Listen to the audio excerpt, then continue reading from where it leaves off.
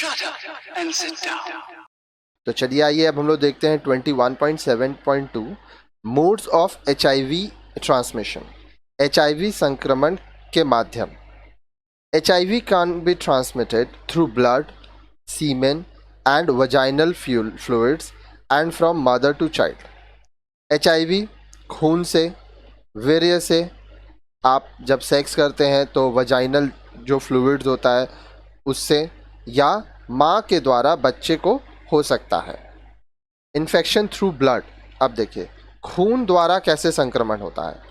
Since the virus lives in the blood, it can be transmitted through blood and blood products. चूँकि HIV जो virus है, जो विषाणु है, वह खून में रहता है, अतः यह रक्त द्वारा या रक्त उत्पादों द्वारा फैलता है। आगे देखिए HIV can also be transmitted through the use of needles, syringes, blades, knives, surgical instruments, and other piercing instruments that have been used on an infected person. HIV सुइयों के इस्तेमाल से, सीरिंज से, ब्लेड से, चाकू से, फिर सर्जिकल इंस्ट्रूमेंट जिसको हम लोग शल्य चिकित्सा के औजारों से भी फैलता है, यदि ये सब चीज़ें इन्फेक्टेड पर्सन का से इस्तेमाल हुए हैं। इसीलिए कहा जाता है कि जो नीडल्स हैं, सुई है, ये सब को एक बार इस्तेमाल करके फेंक देना चाहिए, फिर से वापस इस्तेमाल नहीं करना चाहिए।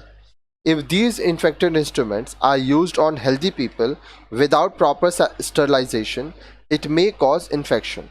यदि ये संक्रमित उपकरण बिना जीवाणु रहित किए हुए, बिना स्टरलाइजेशन किए हुए स्वस्थ व्यक्ति पर प्रयोग किए जाएं, तब उसमें भी संक्रमण हो सकता है। Improperly sterilized instruments used for circumcision, tattooing, acupuncture, ear piercing, and traditional healing practices can also transmit HIV. अनुचित ढंग से जीवाणु रहित किए गए उपकरण अधिकतर नाम गुदवाने के लिए, एक्यूपंक्चर के लिए, कान छेदने के लिए या परंपरागत उपचार के तरीकों के लिए प्रयोग किए जाते हैं और इनसे आपको HIV संक्रमण हो सकता है। आगे देखिए intravenous drugs users are also at a great risk as the needles they share are rarely sterilized. अब देखिए नशीली दवाओं लेने वाले जो लोग होते हैं उनमें सबसे ज़्यादा खतरा होता है, क्योंकि उनके द्वारा जो सुइयाँ इस्तेमाल की जाती हैं वो स्टेरलाइज नहीं होते हैं और वो लोग क्या करते हैं, एक ही सीरिंज, एक ही सुई बहुत लोग इस्तेमाल करते हैं। Infected mother to newborn child. संक्रमित माँ द्वारा बच्चे को हो सकता है, जो बच्चा अभी जन्म ले रहा है। HIV can be transmitted from women to HIV with HIV infection to her child before or during birth.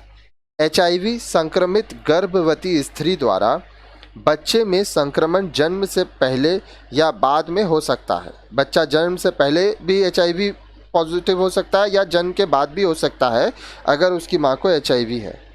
Before birth it may be transmitted across the placenta to the fetus and during childbirth from the mother's blood and through breastfeeding.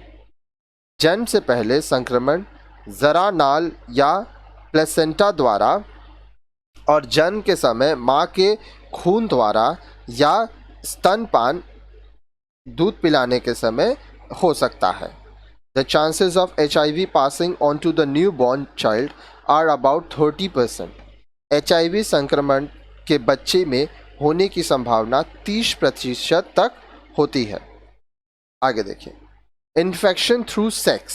अगर आप sex करते हैं तो sex संबंधों द्वारा संक्रमण। The most common route of HIV transmission is unprotected sex, not using a condom with an infected partner.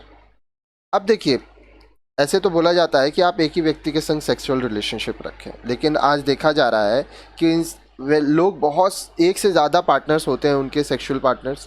तो HIV संक्रमण का सबसे सरल आसान माध्यम है संक्रमित व्यक्ति के साथ असुरक्षित बिना कॉन्डम के प्रयोग सेक्स करना। अब आपको तो पता नहीं है कि सामने वाले को HIV है कि नहीं, तो आप कॉन्डम का इस्तेमाल करें और कॉन्डम के इस्तेमाल से ही सेक्स करें।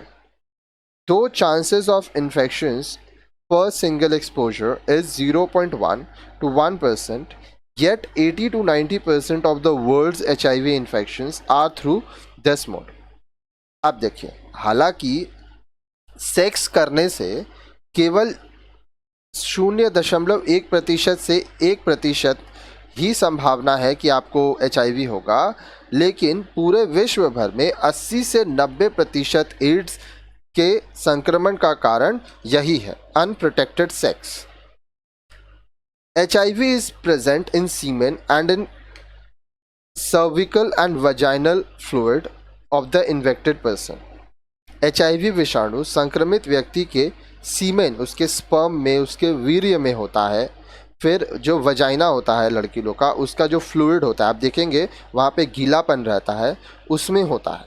ठीक है, तो इससे क्या होता है कि मान लीजिए अगर लड़का इन्फेक्टेड है, लड़का को आप बोल रहे हैं कि उसको एड्स है और वो कॉन्डम का इस्तेमाल नहीं कर रहा है, तो वो जो फ्लूइड है, ठीक है, उसके जो पीनिस से निकलेगा वो लड़की के अंदर जाएगा, तो लड़की को एड्स हो जाएगा। अब मान लीजिए अगर लड़की इन्फेक्टेड है और कॉन्डम का इस्तेमाल नहीं है, तो लड़के के पीनिस में उसका वजाइना का फ्लूइड लगेगा, तो लड़का इन्फेक्टेड हो जाएगा। This is why HIV has been described as the latest sexually transmitted disease, STD. यही कारण है कि HIV को भी जनेंद्रिय संक्रमणों की श्रेणी में रखा गया है। The presence of other STDs make the transmission of HIV much easier. अन्य जनेंद्रिय संक्रमण की उपस्थिति से HIV संक्रमण होने की संभावना बढ़ जाती है। This mode of HIV infection can be ruled out totally if people decide to follow safe sex practice. अब देखिए, ये जो माध्यम है, इस माध्यम से HIV के संक्रमण को सुरक्षित यौन संबंधों को अपनाने से पूरी तरह से रोका जा सकता है। तो अब क्या क्या आप कर सकते हैं? पहले तो एक ही व्यक्ति के संग अपना सेक्स का रिलेशन रखें। दूसरा, कॉन्डम का इस्तेमाल करें।